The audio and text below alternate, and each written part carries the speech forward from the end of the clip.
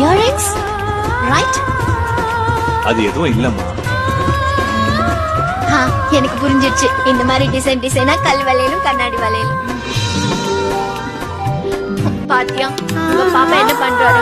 உன் மம்மியை ரொம்ப படுத்தி எடுக்கிறாரு. இப்பவே என்ன குறை சொல்ல ஆரம்பிச்சிட்டியா? எடுத்துக்கோ. ஏன் பிரிச்சு பாரு. என்ன கிஃப்ட் வாங்குனீங்க? நான் பாரு. என்னதான் வாங்கிட்டு வந்திருப்பாருன்னு தெரியலையே. இந்த பேப்பர் உங்களுக்கு.